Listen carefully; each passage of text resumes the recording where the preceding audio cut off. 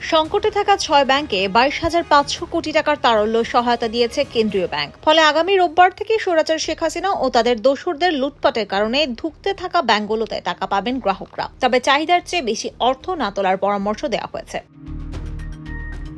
ব্যাংকগুলো হলো স্বৈরাচার first security Islami bank, social Islami bank, global Islami bank, union bank, Exim bank ও ন্যাশনাল ব্যাংক। বাংলাদেশ ব্যাংকের governor doctor Ahsan H Mansur এসব কথা জানান। গভর্নর বলেন, দুর্বল ব্যাংকগুলো তারল্য সহযোগিতা দিচ্ছেন। আমানতকারীদের সুরক্ষার জন্য এটি দেওয়া হচ্ছে। এরই মধ্যে ২২,৫০০ কোটি টাকা দেওয়া হয়েছে। তবে শাখাগুলোয় যেই অস্থিরতা ছিল সেটি থেকে বেরিয়ে এসেছে। শাখাগুলোয় রোববার থেকে গ্রাহকরা নিজ নিজ চাহিদা অনুযায়ী টাকা পাবেন। সিদ্ধান্ত পরিবর্তনের বিষয়ে গভর্নর জানান, তিনি বলেছিলেন টাকা ছাপাবেন না, কিন্তু সেটা থেকে সাময়িকভাবে সরে এসেছেন। বন্ড ইস্যুর মাধ্যমে সেই টাকা তুলে নিয়ে আসবেন, কিন্তু মনিটরিং পলিসি আগের মতো টাইট থাকছে। এখানে নেট মানি ক্রিয়েশন হচ্ছে না। একদিকে সহায়তা করা হচ্ছে, অন্যদিকে বন্ডের মাধ্যমে তুলে নিচ্ছেন। গ্রাহকদের চাহিদা অনুযায়ী এই সহায়তা দেওয়া হবে।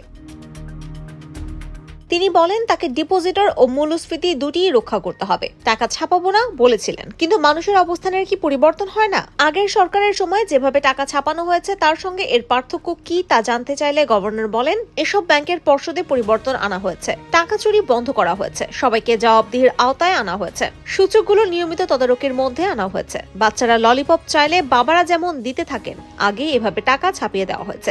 এক ইসলামী ব্যাংকে ছাপিয়ে ৩০,০০০ কোটি টাকা দেওয়া হয়েছে। এসব টাকার কোনো হিসাব মেলেনি।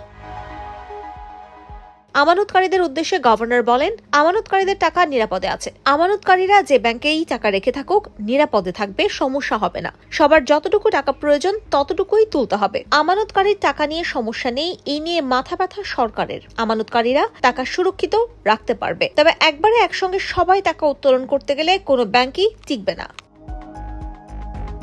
IBTV USA news desk.